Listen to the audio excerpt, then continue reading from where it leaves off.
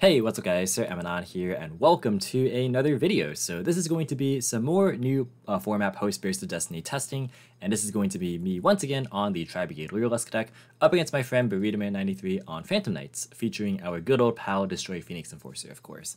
But let's not waste any more time and get started with this matchup here without any further ado.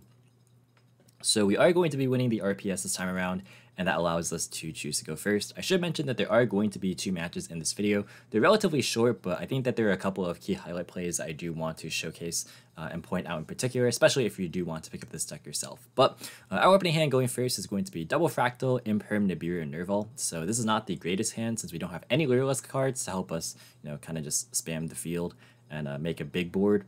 So best we can do is just the one card Fractal play, which is decent, provided we don't get hand trapped, of course. And then our opponent's opening hand our second is going to be the Silent Boots, Nibiru, Fusion Destiny, Stained Greaves, and Tour Guide. So thankfully, our hand does in fact beat Nibiru. A lot of hands do, as long as you open Warbler plus one of the better Lyrilusc cards, but this works as well since our hand is fairly straightforward as is. So we're going to kick things off with, of course, the Fractal effect. That's going to be setting Nerval to add a copy of Tri-Brigade Kit. And then we're just going to normal summon the Kit, and then use her effect to banish 2. And then that's going to summon out Heartbeat Conductor, and then we're going to link those away for the Simorg. This is summon number 3, so pretty safe around Nibiru. Kit's going to send us a copy of Rendezvous, and you can already see a change that we made is that we're actually on the Barrier Statue Rendezvous instead of the Apex Avion from last video. If you missed the last video, there will be a card, I believe, in the top right corner of the screen, so you guys can check out the playlist for Burst of Destiny stuff. But yeah, I did decide to switch to the Barrier Statue instead of Apex Avion, precisely for situations like this, where sometimes either you get hand trapped or you don't open optimally. So this is a lot more of a deterrent in most matchups for allowing you to kind of survive and rely on your Simorg follow up. So we're gonna pass on this. He's gonna draw another copy of Tour Guide, so none of the cards in his hand actually can out the Barrier Statue this turn at least. So he's just going to summon the Stained Greaves and then attack into the Barrier Statue, and then we're just going to protect, of course, with Rendezvous. So this game really is just a highlight of what you can do on the follow-up turn after you use your Simorg on your opponent's end phase. So here we're going to use the effect, and we're going to activate the Cobalt Sparrow after summoning her from deck.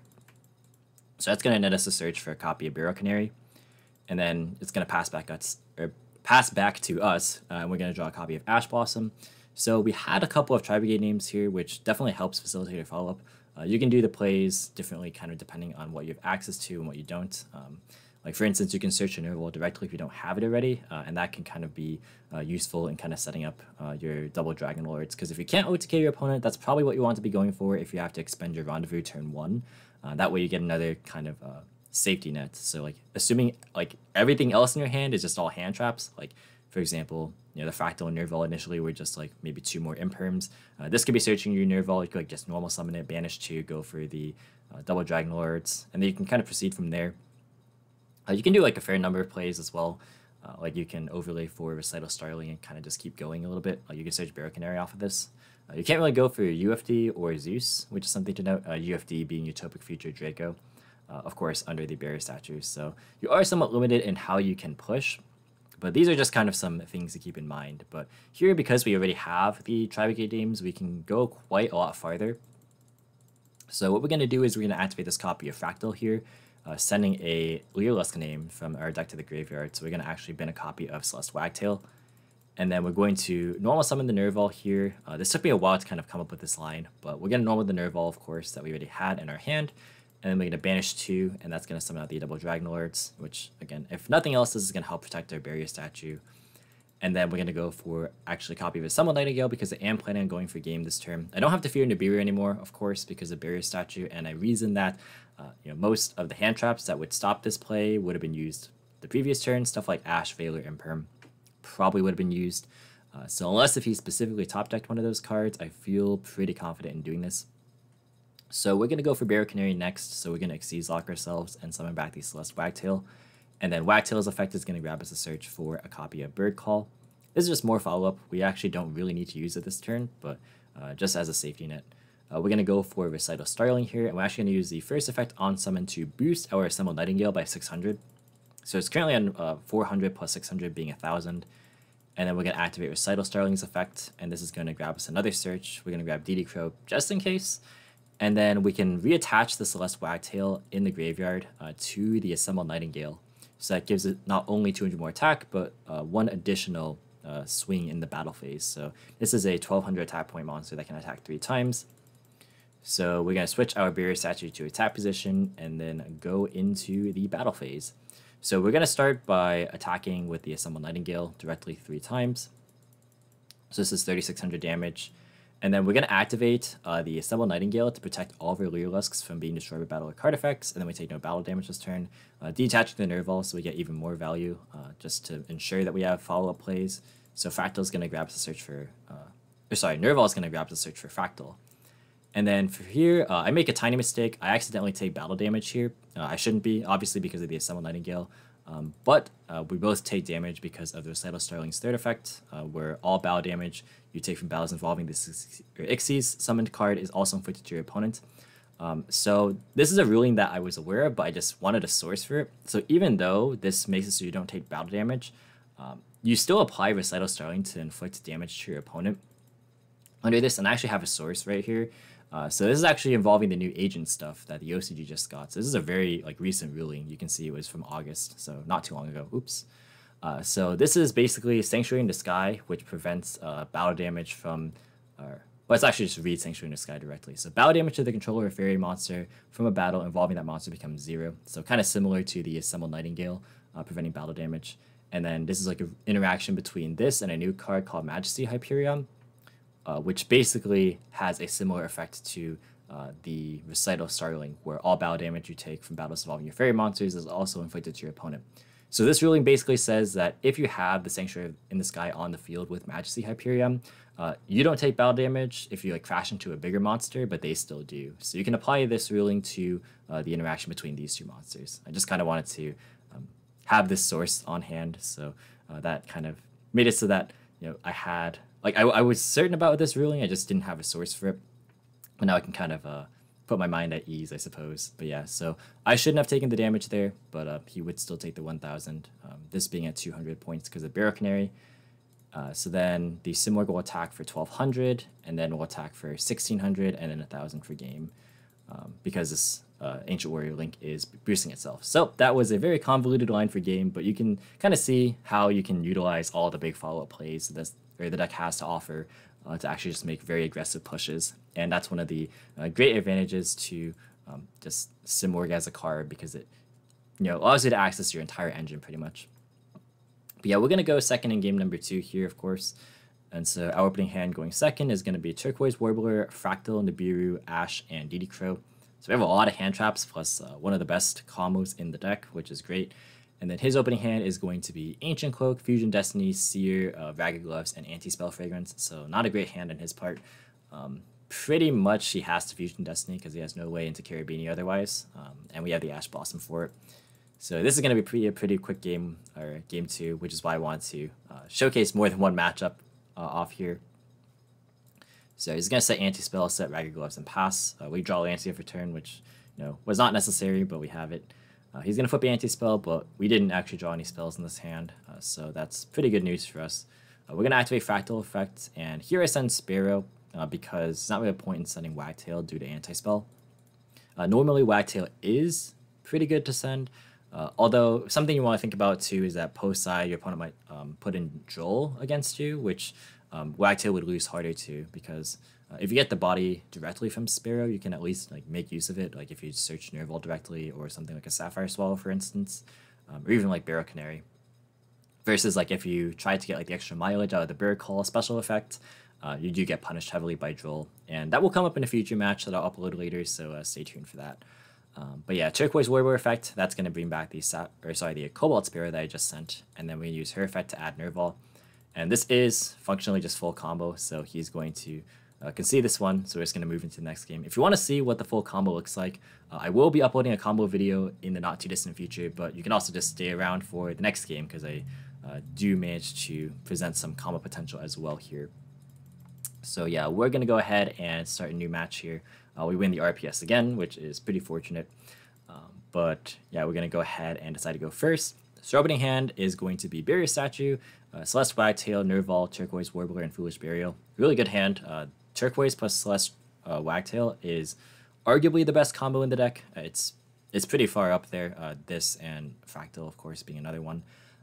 But yeah, super solid hand. We don't really have any insurance, but luckily our opponent didn't draw any hand traps, unfortunately. I think he's on Droplet, of course, because he's playing PK. I'm pretty sure he's on like 7 additional hand traps, so a lot of go second cards, but just didn't see them, unfortunately. But yeah, his hand's going to be Seer, Rhoda, Graph, Kage Knight, and Fawblade. So drawing the BAs over the hand traps is not really what you want to see. But here you're going to kind of see the full end board. So we're going to go for Turquoise Warbler, and we use the effect to summon out Wagtail from hand. We're going to Wagtail to search Bird Call. And the reason this is stronger is that we're actually going to make use out of the second effect of Bird Call to special from hand, which doesn't come up if you're using this to get to Warbler, for instance. Or if like you open Warbler plus Bird Call, because like you want to be searching a Sparrow off of this, since like searching Wagtail in that position doesn't really get you anywhere, since it's hard once per turn. So yeah, we're just gonna be overlaying for Recital Starling, and I'll kind of go over, I guess, more in depth when I kind of like upload either a deck profile or just like a theory video. But yeah, this card isn't really just a Rhoda. Like, it is, obviously, it can functionally be that, but this card has like more functions than just being like an additional copy of whatever you're trying to search. And that's specifically because of the special effects. So it can change your combos drastically because the extra body can make a big difference. But that's kind of getting into some of the details right there. But you'll kind of see what we mean here. So Recital is going to search for a copy of Cobalt Sparrow. Then we're going to have a Bird Call here. So that's going to grab us a copy of the Sapphire Swallow. And then we're going to use the other effect to summon out the Sparrow that we just searched. So we're going to use the Sparrow's effect here, and that's going to grab Barrel Canary. Kind of skipping over the Nerval since we opened it. And then here we're going to Sapphire Swallow to bring out itself and the Nerval. So here we can get Nibiru, of course, but if you saw in the last video what happened if we get Nibiru, it's not a big deal because this just searches Kit. Then we do the play where we just normal summon Kit, banish 4 for Shrike, banish the Nibiru, and then go into Farid and keep comboing. So yeah, this is just not too bad. What this allows us to do is take advantage of the extra body that Bird Call afforded us, and we can actually preserve this Nerval in the field. And that makes it so we get an extra Tri-Brigade on field effect, because normally it's just going to be Kit. But this allows us to resolve both Nerval and Kit on field, so we can get both access to Simorgh and Double Dragon Lords, which is why the extra body does matter. So it's like the little things like this that like really affects your combo strings, and that's why I really enjoy just kind of messing around and looking at the small differences. Yeah, we're going to search GD Crow since we have everything else already off the second Recital Starling. Then we're going to go for the UFD right here. And then from here, we're going to just activate Nerval's effect. We could simply go for Heartbeat Conductor, but I want to cycle through this barrier statue just if we can see if we can draw anything else. And then we're going to go for Simorgh, and then we can trigger both the effects of the Farid and the Nerval. So we're going to grab a search for Kit. And then we're going to draw in a Cross-Up Designator, which is great. And then we're going to put back the barrier statue, of course.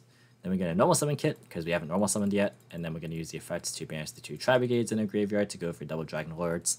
And then after that, we're going to turn this into Almirage. And then we're going to Kit, send Rendezvous.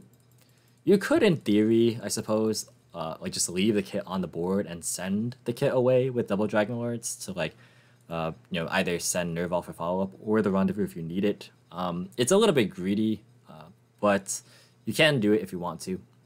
This helps you protect stuff or like things on your board against like Lightning Storm, for instance. So that's something to keep in mind. Obviously, this is game 1, but these are some things to consider. I did make a minor misplay earlier, by the way.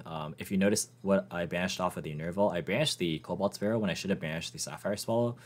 Because since I didn't open Fractal specifically, I didn't have the extra Tri-Beast to banish. Because if you open Fractal instead of the Wagtail, you're obviously going to Fractal send Wagtail, but you have the extra Fractal engraved to banish instead of this copy of Cobalt Sparrow. So you can leave both the Cobalt and the Sapphire in the graveyard, which allows you to Barrel Canary, bring back out the Sapphire, and then you can reattach the Cobalt with the Sapphire effect, and then you can go and just Celeste Wagtail for the 4th material. But since you didn't open Fractal, you kind of have to make do with just a 3 material Ensemble Realm, which is fine. But if that's the case, you don't want to be putting this underneath it, since it really doesn't do anything because it's going to attach itself anyways. So you'd rather just be putting the Spirit under it so it can't be targeted because of the fact that you went for Almirage. So your zones are a little bit awkward here where you can't protect everything that you want to with the Simorgh targeting protection while also going for these links. So that's maybe like another reason you would maybe want to consider leaving Kit on the board. I think that's a bit of a weaker reason too, especially because you can simply just keep the Cobalt in your graveyard and that's fine.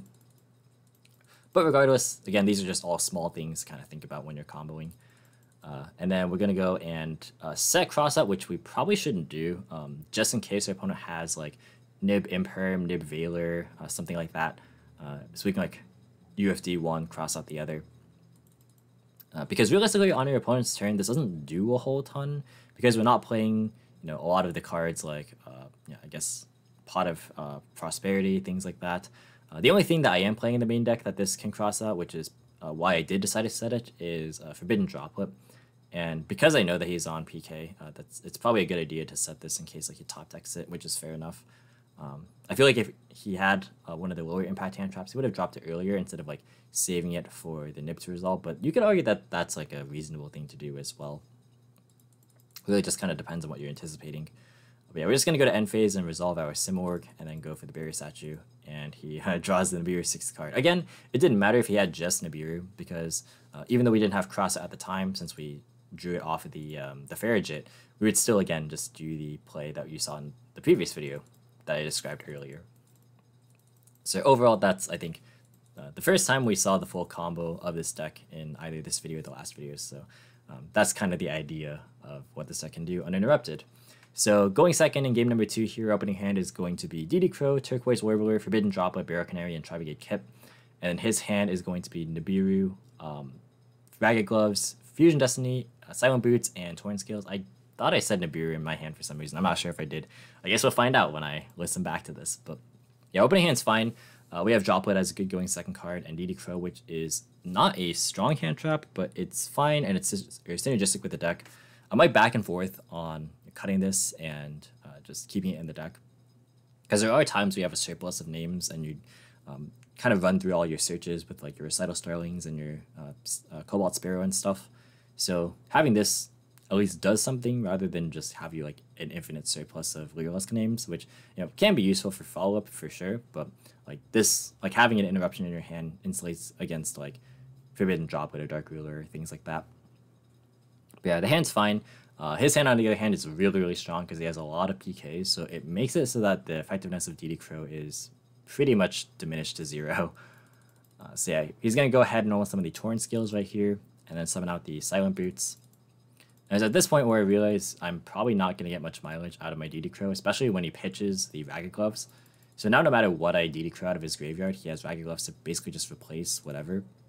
The only reasonable target to hit would be like Torn Skills coming back, but he already used the on-field effect, so it doesn't matter too much. So he's going to go for Carabini, and like this is the other point that I think about using DD Crow, which is on the cost of Carabini to send Graph. Because if you chain DD Crow, it's like similar to just discarding for cost or like tributing Benten for cost, where if you like hit Graph here, it won't be able to trigger since it misses the window. But I decided not to because it doesn't actually stop him from getting to things like Rusty. So I decided to just let it go. And I was like thinking there, but yeah, Graph is going to be fine. So that's going to summon out a copy of Seer. And then going to go for the Silent Boots to search for Hcabe Brigandine. So what I end up doing is I just hold the DD Crow completely because I don't find it worth it to use it here. I'd rather just save it for Destroy Phoenix Enforcer, which I anticipate will be coming down no matter when I use this. So I'd rather use this to stop that engine. So he's going to bring out Torn Scales, and this is like the last good chance that I have to use DD Crow.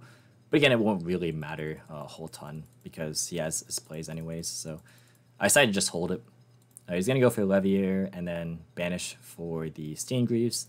And then he's going to set Hcabe Brigandine that he searched off the boots and then summon itself, which triggers the Steingreaves as well. And then he's going to turn those two into a copy of Rusty. And then he's going to use that to send Ancient Cloak and then set Fog Blade. And then from here, he's going to go for the Levier. Yeah, this wouldn't have, like, banishing this wouldn't have stopped the Levier even because he had the Steingreaves that would have searched off the Cloak anyway. So, yeah, really just wouldn't have done a whole ton. But yeah, Levier gonna bring back the Silent Boots, and then he's going to trigger the Seer that was detached under the Levier, so that's gonna bring back the Carabini, and then he's gonna go for the Appaloosa right here, and then he's gonna just hard draw the Fusion Destiny. So yeah, this is pretty good. He's gonna get the Destroy Phoenix Enforcer on board, and then he's going to just pass on this. I don't know the card in his hand, and it being Nibiru also is pretty devastating. We draw Bird Call for turn, which is great, because otherwise our hand was looking kind of weak. It has plays, but it doesn't. It's definitely not high value. But this Bird Call definitely unlocks a lot of potential here. So we're gonna go to main phase 1. I know the set is Fogblade. I'm fairly certain. Yeah, it was set off of Rusty. And then I know about the Appaloosa and the Destroy Phoenix Enforcers, so I know pretty much most of the interruptions. The only unknown is the Nibiru in his hand. And he doesn't have any Trap Engrave to like bring back an Xyz monster to trigger Rusty or anything. So I pretty much know what I'm working with, aside of course from the Nibiru. So we're gonna activate Bird Call, and then we're gonna chain Forbidden Droplet. We're gonna send away Kit and Bird Call to hit both his monsters. If he really wanted to, he could like chain Fogblade and then like chain Phoenix Enforcer just so that it would get destroyed and it could trigger in the grave so that he can like Nibiru more freely, but probably not worth it to burn your Fogblade for no reason. So yeah, we're gonna grab a copy of Cobalt Sparrow.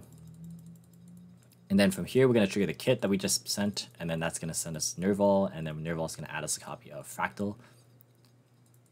And then from here, we're going to special summon Turquoise Warbler, and then we're going to use the effect. I was kind of actually expecting him to use Fogblade here, but he lets us go.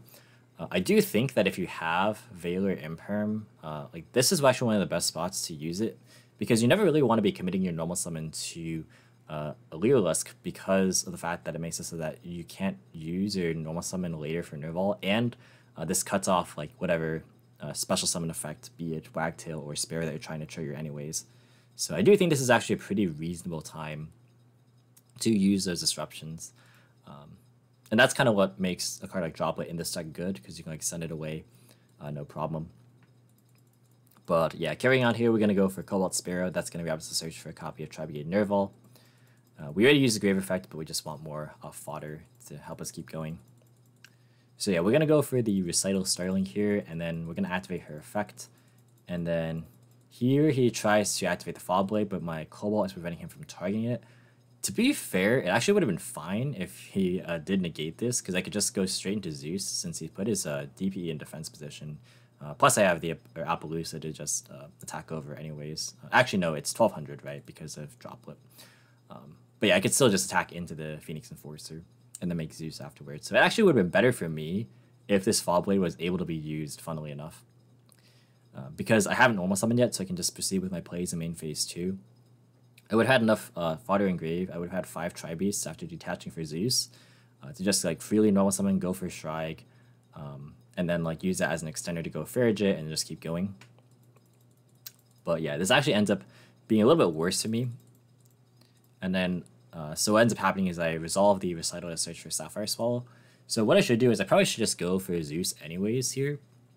What I try and do is I try and extend a little bit further, just to like see when he drops his Fogblade. I'm not thinking about Nibiru at all. So I think that's like my biggest mistake this game, is that you definitely could have had Nibiru, and I had a way to play around it for sure. And then here's what I brought up in yesterday's video, or not yesterday's video, the video 2 days ago. Where basically if you have Nibiru, you should drop it at this point, because if you let them get to the second recital and like resolve it and then wait for them to make like the Utopic Future, you get them extra value and another Tri-Beast Engrave pretty much for free. So I think this is a better time to drop Nibiru if you are playing against this deck. So yeah, everything gets wiped here. I already triggered Nerval earlier, so I don't get another search. And yeah, this is pretty much the problem where I should have just Recital attacked into the Destroy Phoenix Enforcer. We both would have taken damage, and then we would have gone for Zeus main phase 2, and he most likely would have Fogbladed it. And then from there, I could go normal summon Fractal, because I would have still had the Sapphire and the Nerval in hand, right? So I could go normal summon Fractal, banish 4. I could banish like 1, 2, 3, 4. Go for a Shrike, and then that would be the 5th summon. And then so I could like Shrike, banish something, and it would kind of just depend on when he drops Nibiru, like whether he drops it there or not. But in any case, like if he Nibiru's at one time or another, I'd be able to get a Strike Search, and then I'd be able to like Barrel Canary, bring something back, and then trigger the Sapphire Swallow then to go Nerval. And then I could make a Assemble Nightingale plus a Ensemble Robin. And then the Ensemble Robin would have 3 materials at minimum, which would allow me to play around things like Fog Blade bringing back Rusty, and then Torrent Scale bringing itself, because like those all just get banished. And that would be great. And this isn't coming back anyway, so I don't have to really fear it. And then I would have DD Crow for the Celestial, and that would have been a far superior play. Because now what ends up happening is that the difference between getting nibbed and like just having Zeus resolve is that I still have to fight through this Fog Blade, whereas Zeus would have taken care of that, and then I would have just been able to like push a lot more aggressively. So because of this, now I have to really significantly reroute and think about my 2 plays here. It's pretty straightforward that if I like Barrel Canary first, essentially I can like resolve Zeus, but then like Fractal doesn't do anything since McC's locked. And so I end up going for the Fractal here. I guess it's arguable that you could say that I should Barrel Canary here and then go bring back the Cobalt Sparrow and then overlay for like Assembled, since like obviously you can't target with Fall Blade until I get to the Zeus, and then the Zeus itself would be negated via the Fall Blade. But again, this doesn't actually amount to anything, so I still think this is the better play given this situation. So yeah, Fractal gets negated, and then we're gonna go for the Barrel Canary. So yeah, you can see there's like a long conversation I pretty much had here. Also, like I was just double checking a ruling. Like if you send Fractal here, you do get to send, since it's like similar to Rescue Rabbit versus like Phoenix Chain. But yeah, so like the big dilemma I have here is if I want to have 2 Zeus sends or have follow up, because a play I could do is I could like Fractal send the Celeste Wagtail. I could go Barrel Canary to bring back the Celeste Wagtail, use use Wagtail's effect to search for Bird Call, and then I could go for Assembled into Zeus, but that would only have 3 materials, so I would just get 1 send. But I would have follow up in hand. The other play would be to simply just go Barrel Canary and then bring back the Sapphire Swallow to get another material, so I can have 2 Zeus sends at the cost of follow up. And the other thing to consider is that if I do Fractal send itself, it puts the Fall Blade in his grave, so he has like a play during my end phase just to like bring back Rusty, for example. And so that's something to think about. So what I end up doing is I decide to go for the play that I feel would be more obvious if I felt it was wrong. So I go for the Barrel Canary right here. Now, to be fair, it's actually just a completely different game because of the Fog Blade falling off if I were to use Fractal to send. So I can't really say if the outcome would have changed a ton, or like how the outcome would have changed, because it just would be 2 completely different scenarios. But we're gonna go for the double Zeus send because I feel more comfortable in trying to like, you know, stop his like plays and hope that like the simplified game state would favor me. So we're gonna go ahead and just make Zeus. Again, the better play beyond like all of this would have just been to like use the initial recital, attack into Phoenix Enforcer, make Zeus, then force out the Fog Blade, and then there would be tons of ways to force Nibiru, because like even if he didn't Nibiru like on my Omen summon, for example, I could like make Farigit, Omen search for Wagtail, special the Wagtail off the Farigit, grab a search for Bird Call, and then that threatens Appaloosa with the Zeus plus Farigit plus Wagtail, excuse me. So that would make it so that he would have to drop Nibiru then, and then I would still have my normal summon. Or sorry, I wouldn't have a normal summon, but I would still have the Barrel Canary, I should say. Plus I would have the Sapphire Swallow plus the Nerval in hand, so I could again do the play earlier with like Assembled protecting my my Ensemble Robin, so I would have multiple bounces. But that's all in the past. These are just like all the decision trees you can kind of think about, and that's why I really am enjoying this deck, because like there's a lot of different lines you can take based on like what you're prioritizing and what you want your end board to be after you break the board, because you can break the board fairly easily, obviously, since you have Zeus Axis, you have Omen, stuff like that. And of course, cards like Droplet help. But yeah, that was pretty long-winded. Again, this is like kind of me being on my ranty streak, but you guys know me by now. That's kind of how I go. So he's going to draw Wings for turn, which is pretty decent. So I was kind of like calculating as well, like him sending Wings potentially off the gloves, but him hard drawing it makes it so that like he can access more of his pool just to have more follow-ups later, which is pretty good for him. So he's going to set wing, and then I made the decision to DD here on his Celestial. This is potentially incorrect. So I'm still operating kind of like under the premise that he has all of the PK access anyways. So what I'm really reserving my interrupts for are things that can break the board outright. And I don't really want him to draw into cards like Forbidden Droplet or like Triple Tactics Talon if he's on it.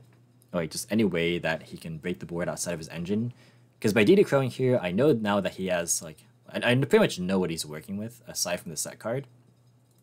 So because of this, I can kind of just act to ensure that my Zeus is protected so that I don't get blown out by anything unexpected that like maybe a Celestial would draw into. So I think that is still fine, just kind of given the knowledge that I have or that I'm working with at the moment.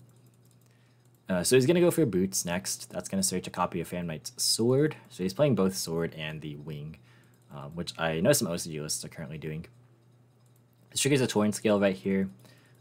So yeah, like I'm not as interested in like DD crowing the Torrent Scale because I mean no matter what he has a lot of ways to just bring back bodies. Like if I were to DD crow this, then he could just like Ragged Glove send a trap, and then like because he has one more Fog Blade in deck still, one or two more even. Yeah, he only went through one Fog Blade, so he can send Fog Blade, bring back Rusty, and then like Rusty, like just get more material. That's fine. Alternatively, you could like send trap, bring back level 3, and then cloak search for boots, and then that like threatens break sword, which is what he's about to do here anyways. So he's gonna Torrent Scale, pitching the trap. That's gonna send another copy of boots, and then sword is going to go ahead and bring back the cloak. And this does kind of force me to make a move because I don't want the break sword hitting the grave, in case he's able to go for like Rusty and then bring back break sword to the zone it points to, and then get an extra pop for free. Plus these would get banished. So I'm feeling pretty good to just Zeus right here. Of course, he does have the wing underneath. I said that it would be unfortunate if he had wings underneath, but again, realistically, it didn't matter because he had the gloves in graveyard anyways. But yeah, it just made it so that like he doesn't have to actually commit the gloves to anything until he really needs to. So yeah, those do get banished, and then he's gonna proceed from here. So he has 2 revives, he has Wing, and he has Fog Blade. But of course, I could just Zeus at that point too, like if he tries to go for another Break Sword. So what he does instead is he goes for the Rusty. And then I'm not too concerned about like just Rusty resolving since, again, he has like an abundance of PKs. Really what he's getting here is just a trap. And I believe that is the final copy of Torrent Scales. No, that's actually not the final copy, that's the second copy. So actually he has a lot of PK names left, but he is running through his traps a fair bit. So like, I'm really just concerned with anything that can actually just break the board straight up. So I feel pretty comfortable when he passes. I do end phase have to Zeus here, of course, because of Fog Blade. But yeah, now we're both... Well, now I'm on top deck mode. He's pretty much relying on his traps and graves to kind of just get him there. So if I draw a Tri-Brigade name, I am pretty set because I can just, since I still have Omen in my extra deck, I can pretty much just summon Omen for game, right? But we draw Call by the Grave, so that is not what we need to be seeing right here. Even drawing Barrow Canary wouldn't have been amazing, to be honest, because like that doesn't realistically accomplish a whole ton. So yeah, it really would have had to have been a Tri-Brigade, and we did go through a fair number of them. We went through Tyr Nerval and a Fractal. So we only had like 2 Fractal, a Tenki, Kit, Karos. So that's like 5 names. Oh, one more Nerval too. So 6 names. Oh no, we went through Kit too. So 5 names. I lied. So yeah, like 5 and 29 is like not statistically in our favor. Some like not too bent out of shape that we didn't draw it. But yeah, we're still not favored because it's Famknights, right? We're not in a good position against the Grave. Kind of a grindy deck. So I make a gamble here, and I keep Call with the Grave in hand because I'm anticipating that maybe he wants to get mileage out of his Torrent Scales by like just using a trap in my end phase. And I was hoping to hit the Torrent Scales there. And that's because this is a second copy of Torrent Scales. So like on his turn, he could use the gloves to send the 3rd copy and then like proc Torrent Scales both on my end phase and then on his turn again. So that would just give him a ton of recursion. And my hope was to like Call by the Grave to stop the Torn Scales from coming back, so that he like couldn't Torn Scale on my turn, and then also we turn off during his turn. So pretty much he would just be working with like the 2 traps, which I mean it would still be enough to clear the Break Sword, or sorry, clear the Zeus with Break Sword, but yeah, I got punished because he just ended up not doing it. So he draws Droplet for turn. He's gonna Gloves here anyways to send the last copy of Torn Scales. And then it's going to trigger the other Torn Scales that he had. And then he's going to Fog Blade bring back the Stained Greaves. He's going to go for Break Sword right here. And he's going to just go for the Zeus pop and then Break Sword effect. And from here, I basically lost the game. That was a bit of a misclick from me right there, checking his banished. But yeah, we basically lose right here. We're going to take some damage. And then he's going to actually choose to not set it because he's going to go for a Masquerena play. So he's going to go for IP, and then he's going to go for the Wings. So here's a scenario where it's like, if my gamble did pay off, and I basically denied him of Torn Scales, because he didn't use on my turn, like he has 1 less body than he could have had. He could have had like 4 instead of 3, functionally.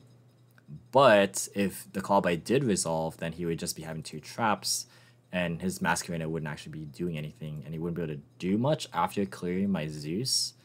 I don't think there's anything that he could go into since he is Dark Locked, so he can't like make Levier, for instance. He already went through his Phoenix Enforcer as well, and like he would have had no way to put up an extra body in addition to his Masquerena if his like Torrent Skills was just turned off by Call by the Grave. So I still think the gamble was fine, as opposed to just like setting this card. But yeah, it just didn't pay off. Yeah, because like, if I turn off Torrent Skill on his turn, it doesn't matter because again, he just has the 2 traps to work with no matter what. So yeah, like if I set Call by and then like he ends up using a trap, then that feels really bad. But yeah, we're gonna draw a Celeste Blacktail. I think no matter what, the game is over. So like it's kind of redundant to just harp on this Call by the Grave because it's such a small point. But like it's these little things that can add up or end up mattering and add up a lot over time. So I just kind of want to discuss that. But yeah, we draw Celeste Blacktail, which isn't going to be doing anything, so we scoop this one up. Yeah, so this is like the bulk of the games that I want to cover. Like this one was definitely the most interactive one, I feel. So yeah, he's going to go ahead and just Unicorn away my set. I reveal it's Called by the Grave, so I just hit Break Sword, and then he's going to Tour Guide and then just end the game from here. So yeah, that was a pretty good back and forth game. I could have actually taken it if I played the initial turn that I like dropleted better, where I just went for the Recital Sterling into Zeus to just force the Fog Blade and then make it so that Nibiru would be less potent because eventually with that Napaloosa, and that would just go for a good end board. That like Nibiru couldn't just simply punch over my Ensemble Robin, which is kind of like the problem with like say a pure Lyrilusc build is that if you get Nibiru'd, like oftentimes your follow up like is Barrow Canary, but ending Ensemble Robin doesn't do much because you just lose to the battle phase. So that's really unfortunate, and that's a problem that this deck can run into as well. Like if you aren't able to like access Tri-Brigades at that stage after you get Nibiru'd, so that's kind of something to think about. But yeah, we're going to go first in Game 3, and this Game 3 is not going to be super exciting. You see our hand is going to be Call Out Sparrow, Bird Call, Triple Tactics, Talent, Crossout, Dark Ruler. So we have the dream hand, honestly. This is cited in as a crossout target, so I drew the one of, but you know, what can you do? And then his hand's going to be Droll, Tour Guide, Double Kagamucha Knight, and the Shaving Dean. So you can kind of see the writing on the wall. It's just going to be crossout on Droll and Lockbird, and then we're going to Tactics, look at his hand. So he has nothing, and then just going to full combo. So we're going to Bird Call for Warbler. He's going to Droll us, and then we're going to cross out. This is why crossout's good. Like, you just need outs to Droll, because Droll really kills the Lyrilusc engine a lot. So, yeah, especially like if you start with Bird Call. So, like, another option that you could consider playing is Gamma. And I had Gamma in my deck for a little bit, but I just liked crossout more because it answers cards like Forbidden Droplet and Dark Ruler as well. Whereas Gamma doesn't necessarily do that. Plus, like, if you get, like, Valor Impermed, like, on your Warbler, for example, then Gamma is pretty useless there. So, yeah. I was revealing that we got full combo, and, yeah, his hand is not looking equipped to deal with it. So, yeah. I guess what he would have had to have drawn was the Forbidden Droplet, because I wouldn't have had cross for it anymore. Unless if I drew it off Farigit miraculously, which would have just been crazy. But, yeah, no, he would have drawn Ancient Cloak right there. Actually, it would have been different since they were shuffled back tour guide, so maybe he would have drawn it. But yeah, that is going to be just full combo from us. So yeah, he actually ends up not siding the Dark Ruler, but I still think I have to side it, like, in case of this happens. That's kind of the thing, is that, like, do you, like, side more towards, like, insurance for cross the designator, or do you just, like, side hand traps in case you do get hit with it and just accept that sometimes they're going to draw it. So that's kind of something to think about as well. And that's another interaction that comes up later in a different matchup that I'll probably upload in a couple days from now. But yeah, this was a pretty long-winded video. Apologize that this one ran on for a lot longer than the previous video, but I think there was a lot of, like, good things to dissect here. So yeah, a lot of, like, interesting points of interaction, ways to combo, ways to break boards as well. Super interesting stuff. So I think this deck is, like, definitely a sleeper pick. I don't think it will be the best deck, but I think it's a deck that is worth at least messing around with, or looking towards if you know that some people might be interested in playing it at, like, your locals, for example. But yeah, that's going to be it for this video, guys. Thank you so much for watching and staying with me again. I know I kind of have a habit of talking a lot, but hey, that's what you came here for, right? That's going to be it for the video, guys. Thank you so much for watching. Like, comment, and subscribe, and I'll catch you in the next video. See you guys.